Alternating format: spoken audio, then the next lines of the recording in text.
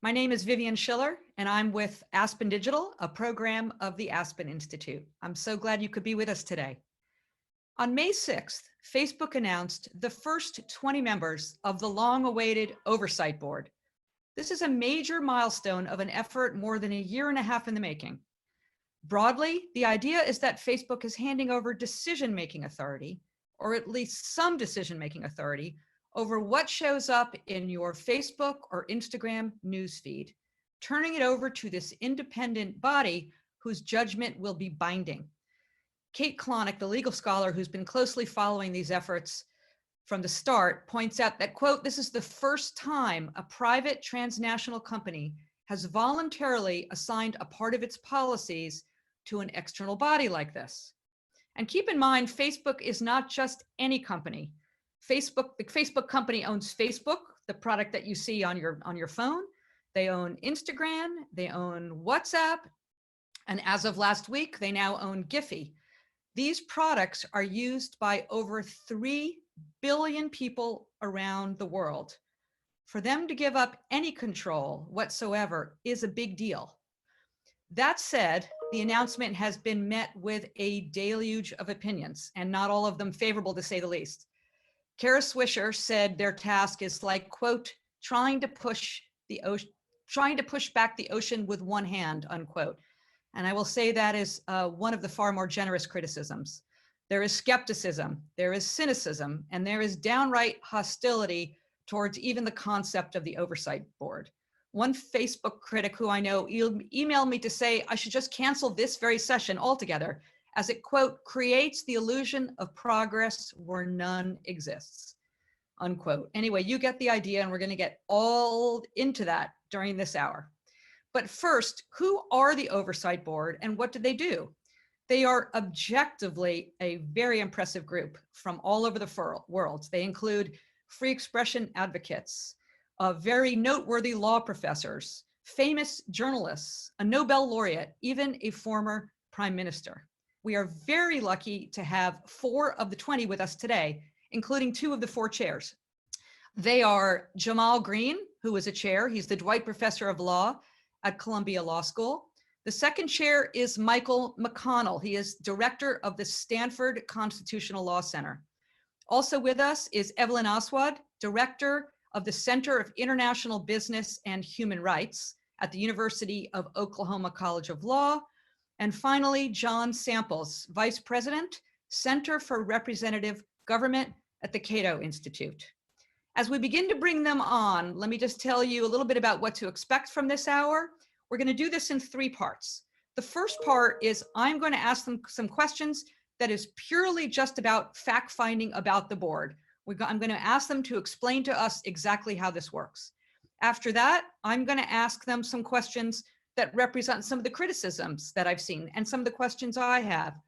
And then the last part, hopefully a good half hour or so, will be questions from you. So let me explain how you do that. If you look at your screen right now, you see at the bottom the Q&A button. Just click on that, and anytime starting right now, you can begin to enter your questions. I would ask you, please, if you feel comfortable doing so, to please add your name and your affiliation and where you're coming to us from. It's not mandatory, but it's really great context to know who you are and, again, what your affiliation is. So again, you can do that anytime over the course from now till 4 o'clock Eastern time. And the very last things before we get started, one, I want to disclose that Facebook is a general operating funder of Aspen Digital. They, along with other companies and foundations, they are not the only ones.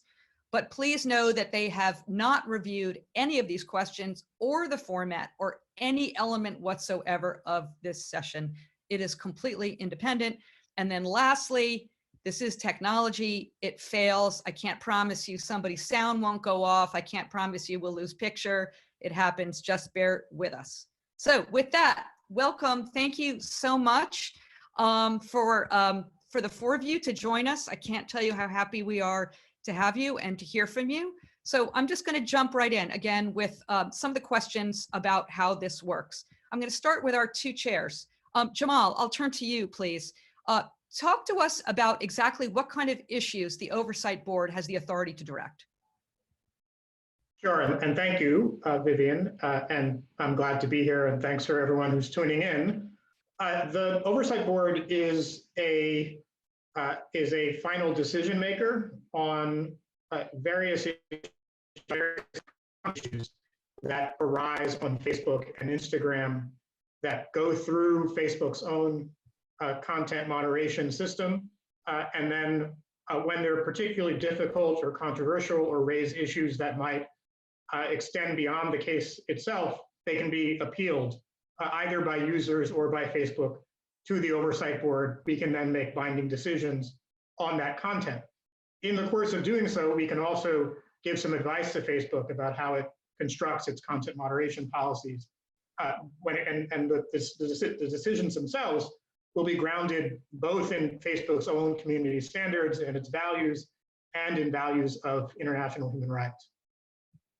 So as I understand it, and correct me, Jamal, if I'm wrong, but your decision-making authority is specifically about reinstating content that has been taken down by Facebook and has been appealed and rejected. And then you guys will adjudicate those decisions and may make a decision to reinstate that content. Is that right? But it's not, your authority does not extend, and again, correct me if I'm wrong, to content that is up that you recommend should go away? So the authority of the board when it comes to the charter and the bylaws of the board does extend to both appeals of content that has been removed by Facebook and that someone wants to reinstate, as well as content that stays up that someone wants to remove. At the moment of launch, which will be sometime in the next few months, we hope, at the moment of launch, we won't be handling cases that are cases of content that is staying up that someone wants to remove. And there are some technical and privacy related issues that make that more complicated, but it's anticipated by the board, by Facebook, by everyone, that will come within our scope as soon as we can. Thank you. John, can you talk to us, sorry, not John, Michael, who is our other chair on the call. Can you talk to us about what decisions, some of the decisions of the Oversight Board are binding? Facebook has, I think, a matter of days once you make a determination to take an action. And other decisions that you make are guidance for Facebook that they can choose to follow or not. Can you explain what parts of your work are binding and what is basically advisory? Oh, you're muted. Sure, and I wanted to emphasize, building on what Jamal was saying, that we are not frontline, internet cops. We're not the ones who are monitoring what's up and just making, rapid fire decisions about leaving stuff up or taking it down. We are a deliberative second look at the end of the process, a kind of an appeal, if you will. And the advantage of this is that it will be more deliberative and also more transparent, because we're going to be able to give reasons for what we do. And then the hope is that these reasons will carry precedential weight as the online enforcers continue. So they will take these decisions as instructions for how to deal with similar cases. We have binding authority over the individual cases that come to us. These will be users whose content is taken down. They appeal within Facebook. They're still not satisfied. They come to us. Those individual case decisions will be binding.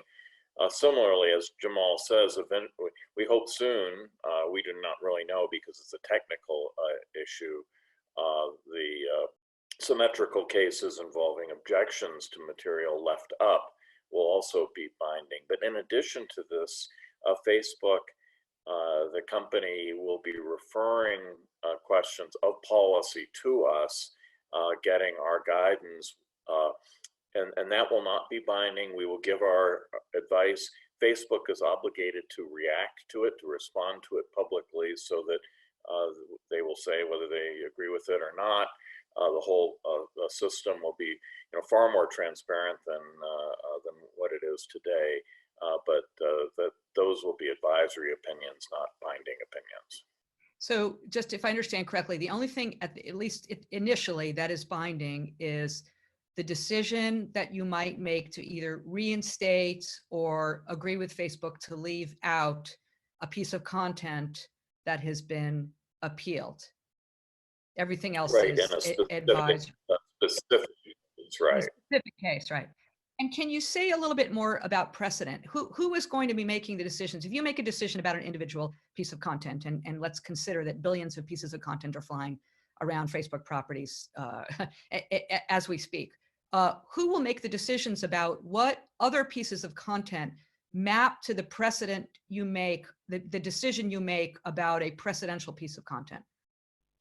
This will simply become part of the training process for tens of thousands of human beings who are employed by Facebook. I didn't realize how many there were.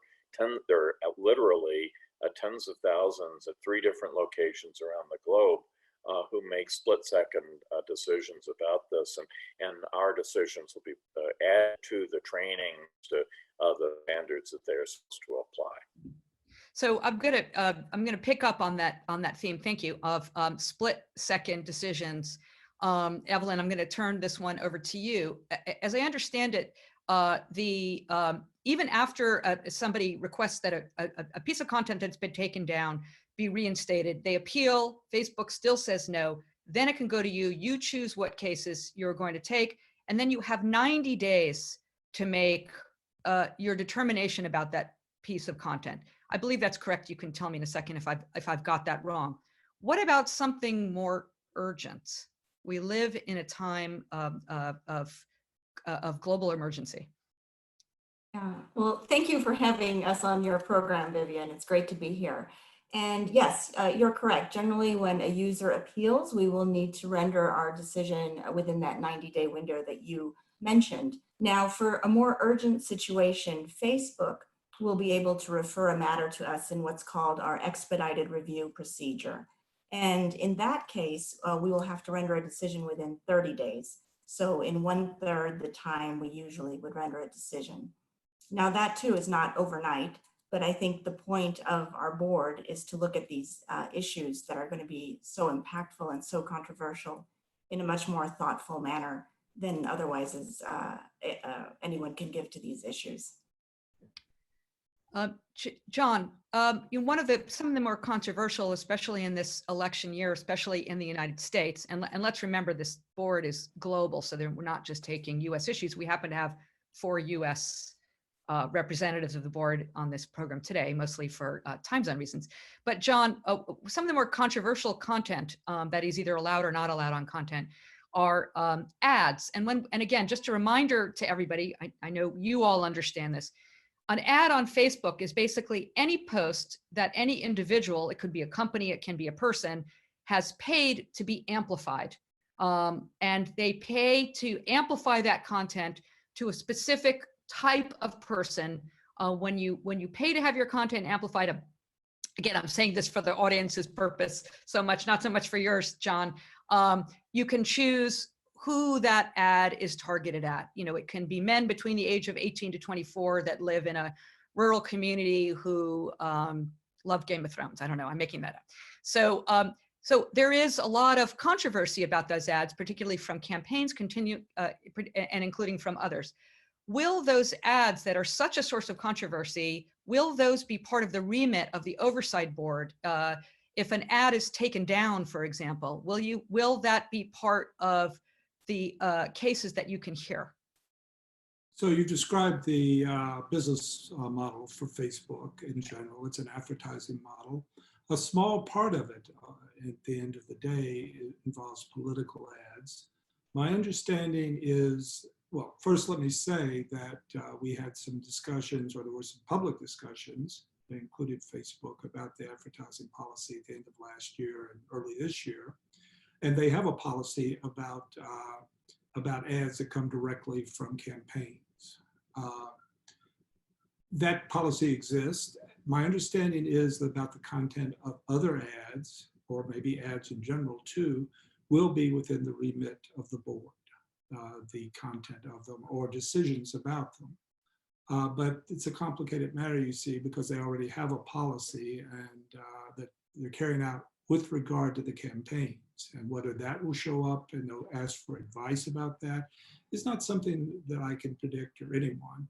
I would mention also that because of a number of reasons, but the difficulties of getting together and so on, we don't expect decisions really to start coming down until September probably, and maybe even later than that, as complications have been difficult. But that's right now the target. So you can see that with regard to the election, it'll be roughly in that range, but certainly won't include the entire election season. Yeah. Yeah, certainly not in time to have much of an impact in terms of precedent for the election. I want to ask you, the members, about the terms of your arrangement with Facebook. Are you being paid, first of all, is a question I will throw out to Michael, to you. Are the members of the Oversight Board and the chairs being paid for this work? Yes. Yeah. How much are you being paid? Well, the individual amounts are not public information, but in general, it's simply to compensate us for alternative uses of our time. I see. And what, and I assume that you, for the chairs, will probably be putting more time into this than the members. What percentage of your time do you think roughly you would expect to be engaged on this? I realize you've been doing a lot of these kind of talks for the last 2 weeks. That won't last forever. I have serious fears it's going to eat up my life. I think the original was that it's going to be on the order of 15 to 20 hours a month. I'm skeptical, and my wife is even more skeptical. Okay. And Jamal, what were you promised by Facebook in terms of the autonomy of the board? Is there anything that you asked for? And I would say this, any of the four of you, is there anything that you asked for in terms of specific conditions of your autonomy that was that you asked for that was not accepted? No, and we're not just relying on Facebook's oral promises. There is a trust that's been set up that governs our operations, and Facebook doesn't have power to remove us. We'll be selecting our own members after the full board is constituted, which will be 40 members. After that point, it's entirely autonomous who is a member of the board. And Facebook doesn't directly compensate us and can't reduce our compensation. So there are actual guarantees of independence written into the contracts. And in our conversations, in all of my conversations with people on the Facebook side, that's been entirely consistent with my conversations with them. And my sense is that they want us to be independent. That's why the board has been set up. And you're right to suggest that's a condition of my joining the board, and I know that's true of other members as well. But I've seen no reason to doubt that commitment at this stage. And as you can see, I'm moving into more some of the challenges that have bubbled up over the course of promotion around the Oversight Board. I'll staying with you, Jamal. Margaret Sullivan in her Washington Post column last week floated the idea. She said, quote, "The whole effort may serve a troubling purpose to cover up the need for meaningful reform with a high-priced fig leaf." John Naughton in The Guardian said something similar, that by joining the group, you are effectively endorsing Facebook. How do you respond to that? Evelyn, I'll direct that one to you. It's not so, the question is not, I'm not questioning your independence and your integrity, let me just say. Maybe others are, I certainly am not. But by virtue of the very existence of the Oversight Board, is it not an endorsement of Facebook? How do you respond to that? Yeah, thank you for the question. I don't think any of us would have taken the position if we thought we were somehow providing cover for Facebook. For me personally, I've been out there writing articles concerned about content moderation by Facebook and other social media companies. I've been speaking out at conferences. I've been doing everything a professor can do on these issues. And for me, serving on the board is a continuation of being able to voice those concerns, but perhaps in a forum that will be more impactful. And, you know, as you know, all of our decisions and our recommendations will be made public, and Facebook's reactions will be made public. And this will allow for a lot of public scrutiny that right now isn't happening about content moderation. So that's kind of how I see it. Do you feel, Evelyn, given that you obviously, at least to start, your jurisdiction over what decision-making authority you have is fairly narrow to start. Do you feel that as regards the entirety of Facebook and all of their properties, do you feel constrained to comment or potentially criticize parts of the business or their decision-making that are outside of your remit? You know, personally, I don't. I think we'll be able to criticize and provide recommendations through our recommendations function. And I also think in our individual writings, we'll be able to continue to write and speak our minds. And you feel that you will. Yeah. John, let's come back to you. Joan Donovan from Harvard's Kennedy Shorenstein Center at the Kennedy School made this observation, quote, "They're going forward with this really drawn out procedural mechanism that doesn't address what the problem is, which is that viral content only needs to be on the internet for 4 to 8 hours for it to do its damage." Now, I understand, and Michael made the very important point that the 20 of you cannot be the front line of Facebook. That said, so much of the damaging content from Facebook, and we'll talk about other platforms in a second, can lead to damage quite quickly. And yet, the long drawn out decision-making around of individual pieces of content and the precedent obviously is out of sync with that timeline. Does this concern you?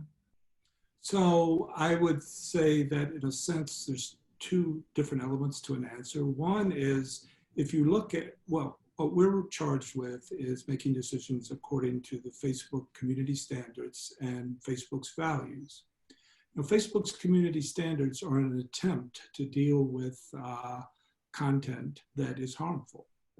That seems to be the central rule of it. It's a kind of harm principle applied to a set of rules. The rules are laid out extensively. They've been public for several years.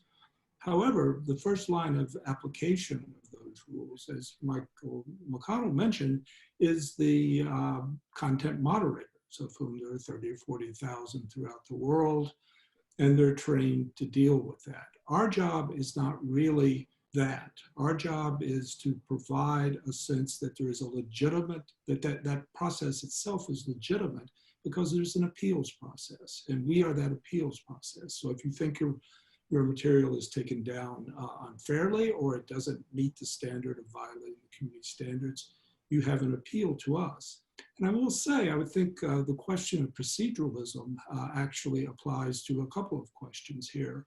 I was reading the bylaws and the charter of the board this morning, and what struck me again was how much effort and time had been put into these procedures.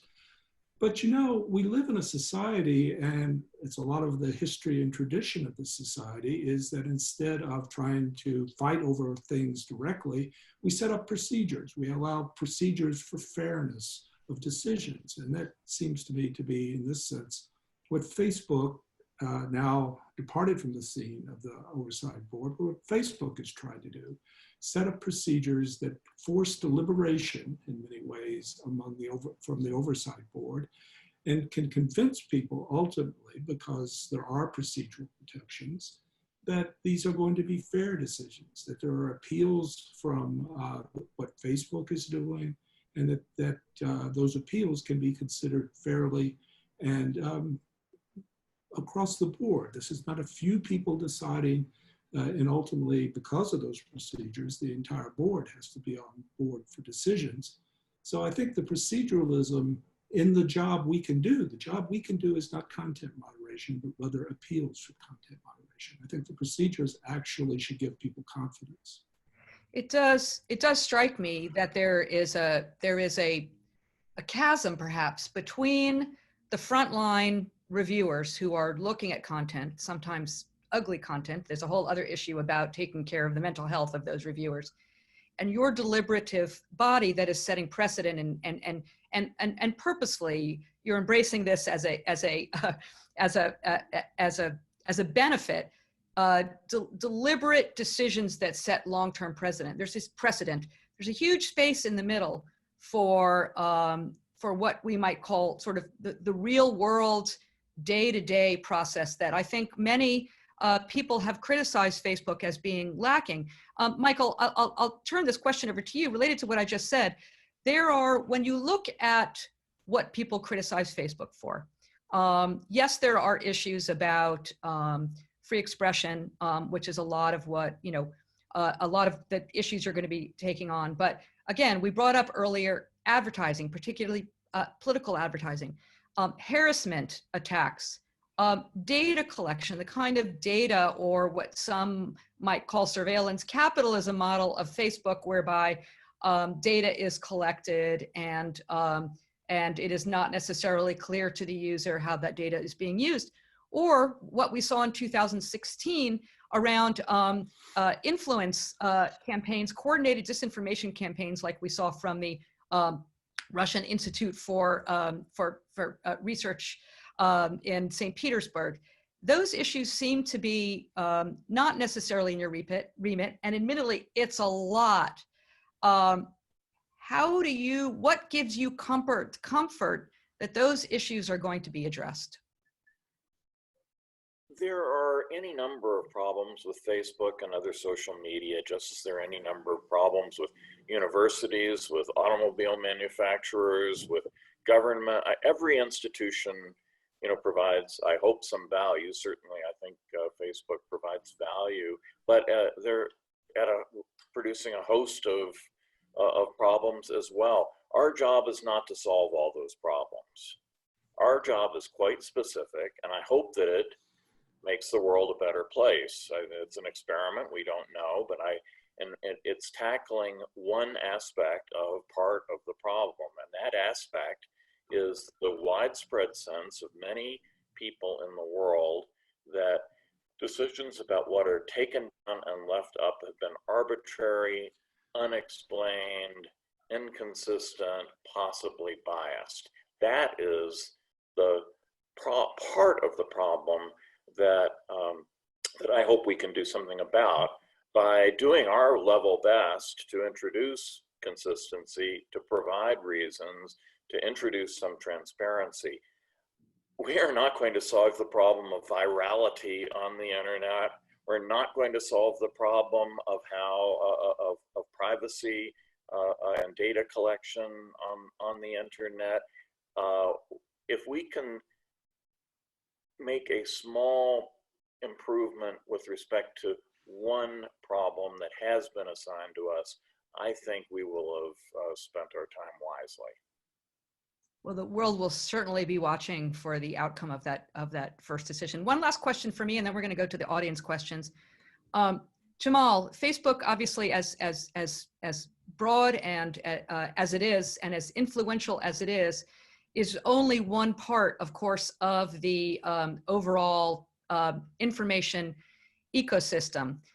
In a world where we have the President of the United States tweeting falsehoods, and we have other platforms where YouTube, for example, where there is problems with widespread propagation of anti-vaxxer information, et cetera. How do you feel that with your aspiration to have an impact on what the world sees, how do you see your work with on Facebook fitting into that larger ecosystem? So I'll start by just associating myself with what Michael just said about what the capacity and aspiration of the board is at this stage, which is we have a remit that involves an appeals process after content goes through a moderation process at Facebook and at Instagram. There are, of course, the world of social media is much larger than that and includes lots of other companies and lots of other platforms that are all making their own decisions about this. I guess I'd add an addendum to whether we've done a good job, the measure of whether our work has been done wisely, if others are paying attention to what we're doing and learning lessons from it, that I think it would be valuable. Whether this particular model is the right model for other platforms, it's completely premature to answer that kind of question. We haven't even started hearing cases yet, but hopefully it can offer some valuable lessons and we can learn something. It'll be interesting to see if others follow suit with this model. I'm sure they're looking carefully at what the response has been and how your first decisions will be made. We're going to go to questions now from everybody watching. Reminder, the Q&A button at the bottom of your screen, click there. Please add your name and affiliation. If you can, it's really helpful and where you're coming from. We're going to get through as many as we can. So I'm going to jump right in. This first question is from Ellen McGirt. She's editor at Fortune and founder of the Race Ahead newsletter. Her question is, I'm assuming you all spent time, this is her question to you. I'm assuming you all spent time exploring issues on the Facebook platform before you took the role. What have any of the board members learned about the extent of hate or propaganda speech currently on the platform? What makes you confident that this work will have the intended impact? John, I'm going to direct that one to you. So the thing I know, I learned from a man named Josh Tucker at New York University, who exclusively studies this. He has a center there at NYU. I've been going to a series of seminars and lectures at other places, Stanford Law, and he talked about the sheer numbers, the actual proportionally, given all speech and given that you have 3 billion people using this platform, the amount of hate speech is actually quite low proportionally. However, the actual effect can be very bad, and so it comes under regulation in the Facebook community standards. Beyond that, I think there's other social science research that has been done on this. I don't know all of it. I think it will inform the work that has been done both here and elsewhere on social media. But I think one has to have an open mind about these questions in the sense about learning more about effects, about everything, and not just about hate speech. Evelyn, this next question I'll direct at you. This is from Paul Barrett, who is Josh Tucker's colleague at NYU Stern School of Business and Human Rights. Do you expect Facebook's practice of outsourcing do you expect to examine, Facebook's practice of outsourcing the vast majority of its human content moderation to third-party vendors? So just to be clear, this is now not the question to the audience. Most of those people, and there are tens of thousands of them, maybe hundreds of thousands of them all over the world, are not employees of Facebook. They work for companies that are essentially vendors. Do you expect that's something that you'll look at? So it's not directly going to come before us in terms of a decision of whether a particular piece of content stays up or must come down. That said, I think our recommendations could span quite a few topics, and it could come up in the form of a recommendation. So do you, this is just a follow-up from me now, let's use this one as an example, and of course there are thousands of others. In addition to looking at the cases that come before you about reinstating content, would you expect in this first year to be doing that kind of reaching in as opposed to responding and looking at issues like this and saying, hey, Facebook, this is the recommendation of the Oversight Board. Do you expect that will happen in say the first year or so?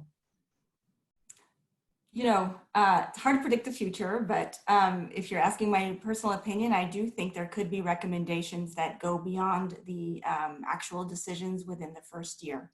Mm-hmm. Yeah, I think there will be obviously a lot of people looking for that. I don't know if the chairs have any other comment on that. Michael, you're unmuted, so I'll throw that to you. Do you expect to sort of do that kind of reaching in to make recommendations in the first year? Well, of course, I don't know, what my fellow board members are going to think about any individual matter, but I would be very surprised if we do not have something to say about broader and institutional and policy questions that go, beyond the boundaries of any individual case.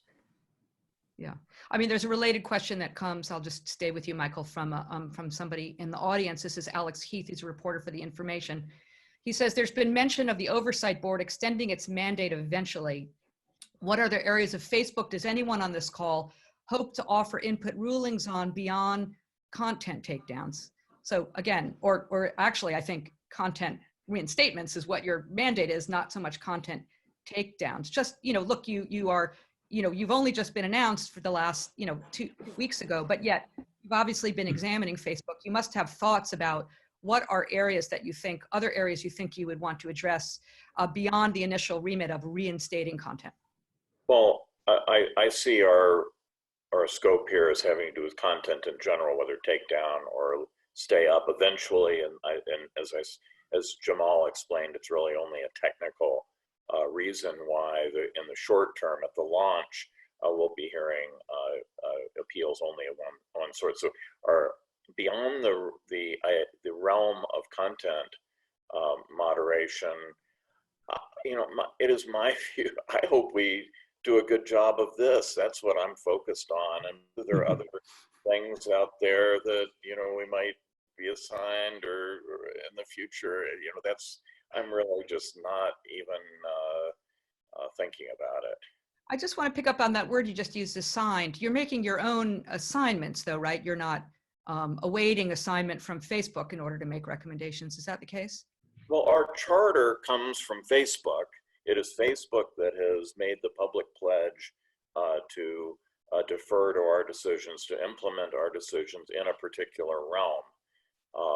We don't have the authority to go to Mark Zuckerberg and say, hey, Mr. Zuckerberg, we've decided we want to start looking at your employment discrimination practices or something else. We stick, our charter can be changed, but in the meantime, that it sets our assignments. So there's a lot of the questions are sort of in a similar vein. So let me just ask this specific one. I'll direct it to you, Jamal. This is from Mark Ginsburg. He comes to us from Washington, D.C. He's president of a coalition for a safer web. He writes, Facebook pledged to remove COVID-related misinformation content, yet we have found and continue to find hundreds of re-uploaded copies of Plandemic in many languages, some of which are accompanied by ads indicating that Facebook is profiting. Again, this is his words. How would the board address this shortcoming? I think I will just add on to that. You don't need to, well, I'm just going to leave it. I'm just going to leave it there. So I'll interpret that question in a couple of different ways. One might be as to the specifics of COVID. The other having to do with essentially auditing once, if a decision has been made, whether Facebook is honoring commitments that it's made. As to COVID itself, it's conceivable that issues relating to that could come before the board. I don't know whether they will or not, but I'd rather not talk about the specific case. But in general, the problem of Facebook, whether Facebook is in fact able to implement its own policy decisions, is not something that the board itself, so if Facebook is itself committed to a certain policy and is just doing a bad job as a matter of engineering or as a matter of human content moderation or as a matter of how its algorithms work, that's not something that the board has the capacity to address. It may well be that in a particular case, a deluge of cases arise that raise policy issues or implementation issues around which the board might be able to make some recommendations.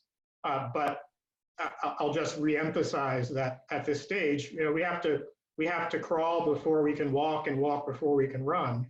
And right now that means what is already an enormously complex process of trying to deal with individual pieces of content and making some broader recommendations that are informed by decisions made around those individual pieces. What else we might be able to do is going to have to come next, as impatient as the world will be we have to try to learn to do our jobs as well as we can. Yeah, I don't doubt the least bit the complexity. It seems almost impossible. So I think that's why there's so much interest and there's so much tied to the kind of cases that you'll be taking and the decisions that you will be making. This next question comes to us from Faith. We just have a first name, Faith. She is a media literacy educator. She says, do you see Facebook predominantly as a media company that should be, so therefore should be obligated to act in the public interest, or as a public utility that should be regulated as such, or as a private business that should mostly have autonomy to set policy? And how does that, how does your view affect your assessment of the content? It's a very interesting question that has been much debated, this idea of media company versus public utility. I'm tempted to give this to one of our lawyers, which I think is everyone, but I think just about everybody, but not you, John, right? I don't think you're an attorney. Right. Yeah. Go ahead. You want to take it? John? Yes. Sure, I'll Yes. try. Yeah, this is different parts of the political spectrum have said different things at different times. As an empirical legal matter, we should notice, though, that if it were a media company, it would be regulated by the FCC and under broadcasting law. And it isn't, so it hasn't been recognized that way. It's not recognized as a public utility because it's not owned by the government. The internet itself, while the government contributed to it, isn't owned. And the internet is, in fact, decisions have been made to keep government at a distance. The famous Section 230 of federal law, it does that. I think also the question I would pose, and I think has been somewhat in the background here, if it were a public utility, that would mean that you would have both government and therefore politics involved. And one of the questions that is in the air here, and I won't answer it, but I think it's a proper question to pose, do we really think that given the way our politics is now, the way it's polarized and difficult in so many ways, that government can come up with a consensus that would make something like a public utility work? Or would it become a plaything of a polarized partisanship? And in that sense, not really be very functional, and you would ultimately probably get the courts involved and so on. I know there's a lot of feeling that that should be done. It's certainly not a public utility, and I would pose the question of people thinking very concretely about what that would mean. So I see it as a private business. I see this board in the big picture as an attempt to deal with the problems of status quo or content moderation done by Facebook has people dissatisfied in certain ways. And what's the next alternative is to have a much stronger government role. Doesn't seem like a good idea to me, and I think many others if they think about it. So this is a third way, and it certainly fits with the business model in my view, which is that I think Facebook is a company that takes a long-term view about things, and setting up this independent board is a way to gain some legitimacy for its content moderation. And, you know, as a business matter, its content moderation is essential to the continuation and success of Facebook, because if you don't have content moderation, you can't draw as many people to the platform as you would otherwise. People will be alienated, and you'll find that you're not really meeting your obligations to shareholders to maximize value for them. So I see this as, you know, those other alternatives as really deeply problematic and potentially harmful in many ways. And so we have to see here, this is an alternative. It's within the business model, generally speaking. Although we don't report to Facebook, we're not owned by Facebook, all of that stuff, it's not part of the business. But I think it's an attempt to solve a new answer to a very difficult problem here. And what I would hope is that people give us a chance, right? We live in a world right now where people don't give each other a chance. Trial and error is mostly just, you made an error, stop it. We're going to try to experiment with this thing and see how it works. And I think it can work because I think the people on the board have come here with good faith. Yeah, I mean, you make a good point about it's in Facebook's business interest in order for its to get content moderation right so as not to alienate its core users upon whom its business model is built. That said, I don't think it's the remit of the Oversight Board, of course, to concern itself with Facebook's bottom line, but for the public good. That's why you're. That's correct. Let me make that very clear, because I was talking in a very general sense why this Oversight Board. We have nothing to say at all about Facebook's business decisions. All we have to say, we're just appeals court for policies, perhaps, and for definitely for the content moderation. Michael, this one is for you. It's from Stephen Overley from Politico. There was immediate pushback from some conservative lawmakers and advocates who questioned whether their voice was well enough represented and whether this board will institutionalize what they see as online censorship. How do you respond to these criticisms? I'm specifically pointing this question to you, as you are, I don't know if you are self-proclaimed or perceived to be a conservative. You know, I think an evaluation of the balance of any institution depends on where you're coming from. And of course, people from the conservative side of the spectrum are going to look at this and say, oh my goodness, this certainly looks loaded the other way. People from the progressive side of the spectrum, presumably pretty much the same. What is important for people to realize is that one's views on politics are not the same as one's views on the scope and limits on freedom of expression. We've known this in this country for a very long time, that there have been, you know, some of the greatest champions of, you know, freedom of speech for the left have been conservatives, and for the right have been liberals. And of course, there are limits to freedom of speech. That's what makes it so hard. That's why there are whole courses like the one I teach at Stanford Law School on freedom of speech. But it doesn't have to be divided between red and blue. That this is a commitment to civil liberties can transcend one's politics. Thank you. Jamal, I'll direct this one to you. This is from Katie Smith in Washington, D.C. She is part of Search for Common Ground. You've mentioned that the global nature of the board. Can you speak to how the board will deal with cultural sensitivity and making rules on specific cases with complex local contexts, and how the board will take measure to ensure context specificity in how those rulings are applied in other places? So this is an excellent question, is that the norms, of course, in different parts of the world are different, and you are taking on, you know, you're trying to bring a global perspective, if there is such a thing. It is a good question. It's one that the design of the board, in constructing the board in the first place, has been thought about quite a lot. So there's a couple of mechanisms for incorporating some cultural context into our decisions. One is that we'll sit in panels, and any decision, any panel that deals with a particular region will have a representative from that region. Obviously, that's not going to be sufficient to deal with all of the potential nuance within a particular cultural context. We will also have, we have a staff, a significant staff, that will help to solicit additional information and additional cultural context.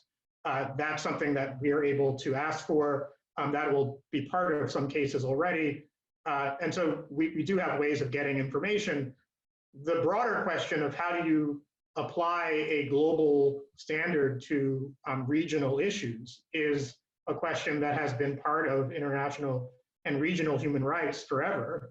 And it's incorporated into the norms that are part of international human rights systems. So margins of appreciation is the technical term for giving some credence to individual, to variation from region to region.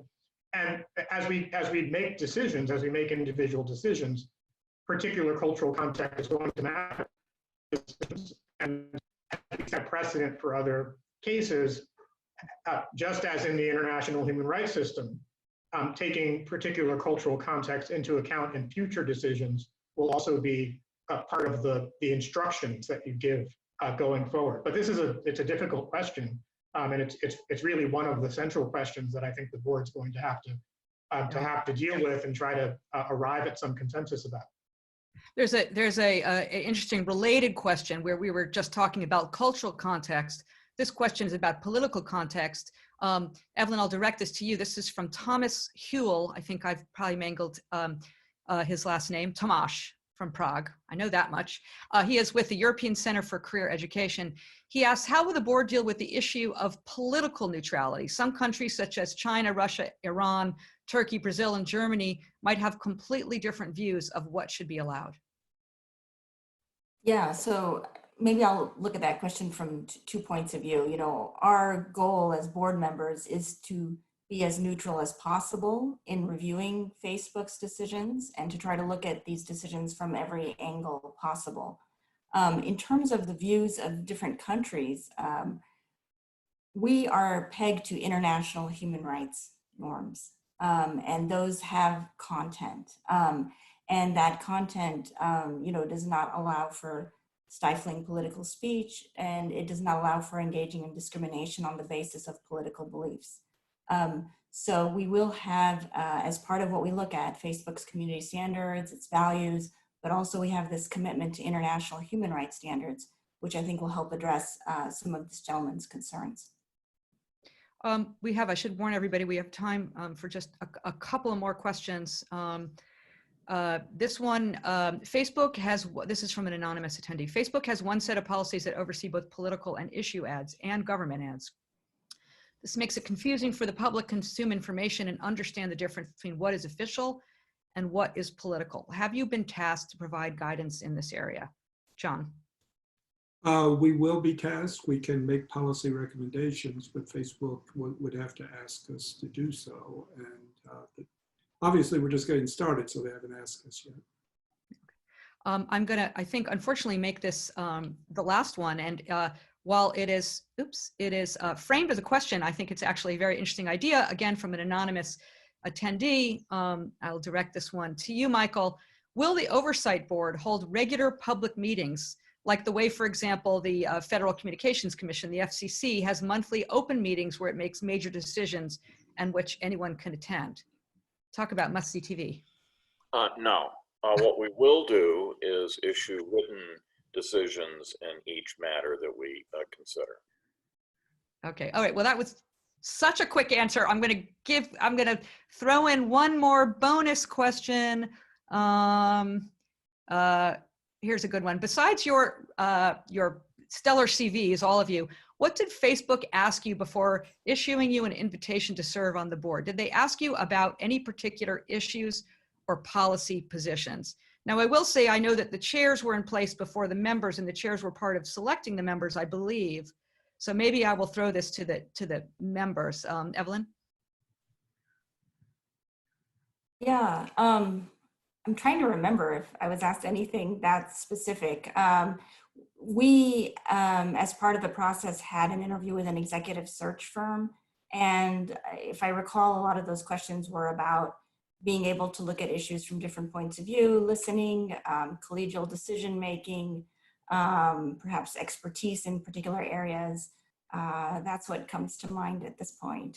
John, anything else? Yeah, I would say that's exactly my recollection. But a lot of the questions went to issues of conflict of interest and possible conflicts of interest and your thoughts about that. And so obviously that was a deep concern for Facebook in setting this up. But that that wasn't about positions, but about where you come from or whatever. I don't remember, they don't ask you, there were no questions about politics. There were really all of us have public record about some of these issues and scholarly writing, but nothing beyond that really. I'm afraid we have to end it here because we promised the our guests, they have another session in 5 minutes, so we need to let them go. But I want to say a huge thank you for your candor, your transparency, your clarity of thinking, your answers to the questions. Some of them could have been maybe more, but that's okay. This has been really useful and helpful and illuminating. And I'm sorry to those of you whose questions we did not get to, unfortunately. This session will be available to watch.